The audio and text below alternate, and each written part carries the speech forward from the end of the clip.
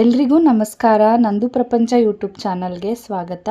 ಇವತ್ತಿನ ರೆಸಿಪಿನಲ್ಲಿ ನಾನು ನುಗ್ಗೆ ಸೊಪ್ಪಿನ ಪಕೋಡ ಹೇಗೆ ಮಾಡೋದು ಅಂತ ತೋರಿಸ್ಕೊಡ್ತಾ ಇದ್ದೀನಿ. ಸಾಮಾನ್ಯವಾಗಿ ಎಲ್ಲರೂ ಈರುಳ್ಳಿ ಪಕೋಡ ತಿಂದೇ ಇರ್ತೀರಾ. ಈ ಥರ ನುಗ್ಗೆ ಸೊಪ್ಪು ಒಂದ್ಸಲ ಬಳಸ್ಕೊಂಡು ಪಕೋಡ ಮಾಡ್ಕೊಂಡು ನೋಡಿ, ನಿಮಗೆ ತುಂಬ ಇಷ್ಟ ಆಗುತ್ತೆ.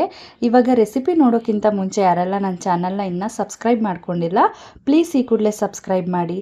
ಇವಾಗ ಇಂಗ್ರೀಡಿಯೆಂಟ್ಸ್ ಏನೇನು ಬೇಕು ಅಂತ ನೋಡ್ಕೊಳ್ಳೋಣ. ನಾನಿಲ್ಲಿ ನುಗ್ಗೆ ಸೊಪ್ಪಿನ ಈರುಳ್ಳಿ ಪಕೋಡ ಮಾಡ್ಕೊಳ್ಳೋದಕ್ಕೆ ಒಂದು 4 ಈರುಳ್ಳಿ ತೊಗೊಂಡಿದ್ದೀನಿ. ಒಂದು ದೊಡ್ಡ ಸೈಜಲ್ಲಿ ಈ ರೀತಿ ಸಣ್ಣದಾಗಿ ಉದ್ದುದ್ದಾಗಿ ಹೆಚ್ಚಿಟ್ಕೋಬೇಕು. ಆಮೇಲೆ ಕೈಯಲ್ಲಿ ಕಲಿಸ್ಬೇಕಾದ್ರೆ ನೀಟಾಗಿ ಬಿಡಿಸ್ಕೋಬೋದು. ಹಾಗೆ 1 ಕಪ್ಪಷ್ಟು ನಾನಿಲ್ಲಿ ನುಗ್ಗೆ ಸೊಪ್ಪು ತೊಗೊಂಡಿದ್ದೀನಿ. ಅರ್ಧ ಕಪ್ಪಷ್ಟು ನಾನು ಕಡಲೆ ಹಿಟ್ಟು ತೊಗೊಂಡಿದ್ದೀನಿ. ಹಾಗೆ ಇಲ್ಲಿ ಒಂದು 2 ಸ್ಪೂನಷ್ಟು ನಾನು ಅಕ್ಕಿ ಹಿಟ್ಟನ್ನು ತೊಗೊಂಡಿದ್ದೀನಿ. ಹಾಗೆ ಒಂದು ಸ್ವಲ್ಪ ಕೊತ್ತಂಬರಿ ಸೊಪ್ಪು. ಖಾರಕ್ಕೆ ನಾನಿಲ್ಲಿ ಹಸಿಮೆಣಸಿನ್ಕಾಯಿ ಬಳಸ್ತಾ ಇಲ್ಲ, ಚಿಲ್ಲಿ ಪೌಡರ್ ಅಷ್ಟೇ ಬಳಸ್ತಾ ಇರೋದು. ಹಾಗೆ ನಾನಿಲ್ಲಿ ರುಚಿಗೆ ತಕ್ಕಷ್ಟು ಉಪ್ಪು ತೊಗೊಂಡಿದ್ದೀನಿ. ಒಂದು ಸ್ವಲ್ಪ ಸೋಡಾ ತೊಗೊಂಡಿದ್ದೀನಿ. ಗಾರ್ನಿಷ್ ಮಾಡ್ಕೊಳ್ಳೋದಕ್ಕೆ ಒಂದು ಸ್ವಲ್ಪ ನಾನಿಲ್ಲಿ ಕರಿಬೇವು ತೊಗೊಂಡಿದ್ದೀನಿ.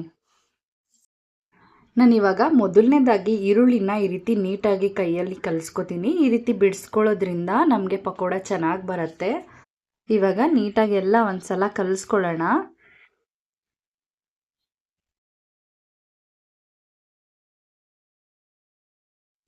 ಇವಾಗ ಇದಕ್ಕೆ ನಾನು ಕಡಲೆ ಹಿಟ್ಟನ್ನು ಹಾಕ್ಕೊಳ್ತಾ ಇದ್ದೀನಿ. ಒಟ್ಟಿಗೆ ಹಾಕ್ಕೊಳ್ತಾ ಇಲ್ಲ, ಒಂದು ಸ್ವಲ್ಪ ಉಳಿಸ್ಕೊಳ್ತೀನಿ. ಯಾಕಂದರೆ ಲಾಸ್ಟಲ್ಲಿ ಬೇಕು ಅನ್ಸಿದ್ರೆ ಹಾಕ್ಕೋಬೋದು.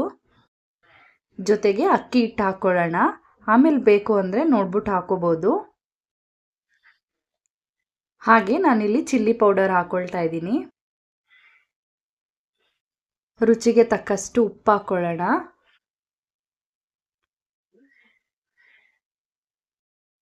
ಇವಾಗ ಇದಕ್ಕೆ ಒಂದು ಸ್ವಲ್ಪ ಸೋಡಾ ಹಾಕ್ಕೊಳ್ತಾ ಇದ್ದೀನಿ. ಸೋಡಾ ಬೇಡ ಅಂದರೆ ನೀವು ಸ್ಕಿಪ್ ಮಾಡ್ಬೋದು.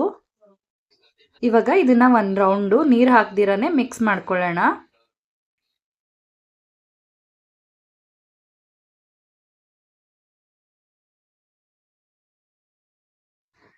ಇವಾಗ ಎಲ್ಲಾನು ಚೆನ್ನಾಗಿ ಮಿಕ್ಸ್ ಮಾಡ್ಕೊಂಡಾಗಿದೆ. ಇವಾಗ ಒಂದು ಸ್ವಲ್ಪನೇ ನೀರು ಹಾಕ್ಕೊಂಡು ಕಲಿಸ್ಕೊಳ್ಳೋಣ.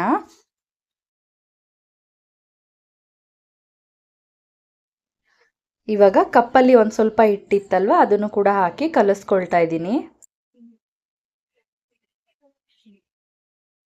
ಇವಾಗ ಇದಕ್ಕೆ ನುಗ್ಗೆ ಸೊಪ್ಪು ಹಾಕ್ಕೊಳ್ಳೋಣ.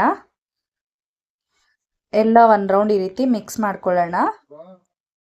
ಇದಕ್ಕೆ ಉಳಿದಿದ್ದ ನುಗ್ಗೆ ಸೊಪ್ಪನ್ನು ಸೇರಿಸಿ ನಾನು ಇನ್ನೊಂದು ರೌಂಡು ಮಿಕ್ಸ್ ಮಾಡ್ಕೊಳ್ತಾ ಇದ್ದೀನಿ. ಜೊತೆಗೆ ಒಂದು ಸ್ವಲ್ಪ ಕೊತ್ತಂಬರಿ ಸೊಪ್ಪು ಸೇರಿಸ್ಕೊಂಡು ಕಲಿಸ್ಕೊಳ್ಳೋಣ. ಇವಾಗ ಎಲ್ಲನೂ ಚೆನ್ನಾಗಿ ಕಲಿಸ್ಕೊಂಡಾಗಿದೆ. ಈ ರೀತಿ ಉಂಡೆ ಕಟ್ಟೋ ಹದದವರೆಗೂ ಕಲಿಸ್ಕೋಬೇಕು. ನಿಮ್ಗೇನಾದರೂ ಜಾಸ್ತಿ ತೆಳ್ಳೆ ಅನಿಸಿದ್ರೆ ಒಂದು ಸ್ವಲ್ಪ ಹಿಟ್ಟು ಹಾಕೋಬೇಕು. ಆದರೆ ಪಕೋಡಕ್ಕೆಲ್ಲ ಹಿಟ್ಟು ಕಮ್ಮಿ ಹಾಕ್ಕೊಂಡ್ರೆ ಚೆನ್ನಾಗಿ ಬರೋದು. ನೋಡಿ, ಈ ಹದದವರೆಗೂ ಬಂದರೆ ಸಾಕು.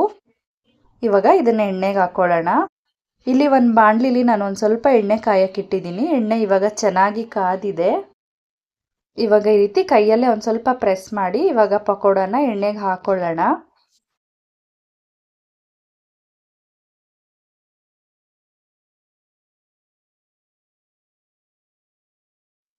ಪಕೋಡ ಎಲ್ಲ ಎಣ್ಣೆಗೆ ಹಾಕೊಂಡಾದ್ಮೇಲೆ ಒಂದು ಫೋರ್ಕ್ ಯೂಸ್ ಮಾಡಿಕೊಂಡು ಈ ರೀತಿ ಉಲ್ಟಾ ಮಾಡಿ ಬೇಯಿಸ್ಕೋಬೇಕು.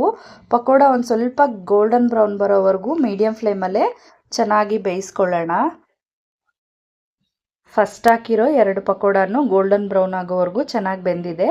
ಇವಾಗ ಒಂದೊಂದೇ ನೀಟಾಗಿ ತೆಗೆದಿಟ್ಕೊಳ್ಳೋಣ.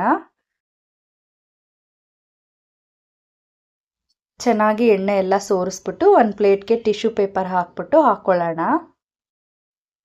ಇಲ್ಲಿ ಎಲ್ಲ ಪಕೋಡನು ಚೆನ್ನಾಗಿ ಬೆಂದಿದೆ. ಇವಾಗ ಎಲ್ಲಾನು ತೆಗಿಯೋಣ.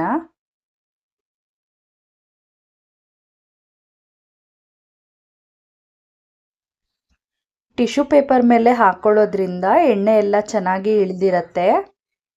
ಇವಾಗ ಫಸ್ಟ್ ರೌಂಡ್ ಆಗಿದೆ, ಸೆಕೆಂಡ್ ರೌಂಡ್ ಹಾಕೊಳ್ಳೋಣ.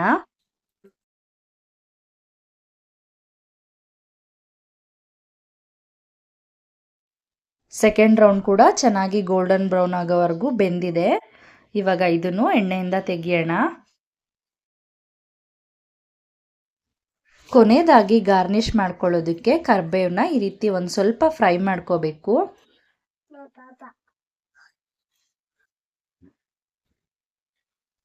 ಸ್ವಲ್ಪ ಫ್ರೈ ಆಗಿರೋ ಕರಿಬೇವನ್ನ ಪಕೋಡ ಮೇಲೆ ಹಾಕೊಂಡ್ರೆ ನುಗ್ಗೆ ಸೊಪ್ಪಿನ ಪಕೋಡ ರೆಡಿ ಆಗತ್ತೆ. ಈ ರೆಸಿಪಿ ಏನಾದರೂ ನಿಮಗೆ ಇಷ್ಟ ಆಗಿದ್ದರೆ ನಂದು ಪ್ರಪಂಚ ಯೂಟ್ಯೂಬ್ ಚಾನಲ್ನ ತಪ್ಪದೆ ಸಬ್ಸ್ಕ್ರೈಬ್ ಮಾಡ್ಕೊಳ್ಳಿ. ಫ್ರೆಂಡ್ಸ್ ಜೊತೆಗೆ ಫ್ಯಾಮಿಲಿ ಜೊತೆಗೆ ಶೇರ್ ಮಾಡಿ. Thank you.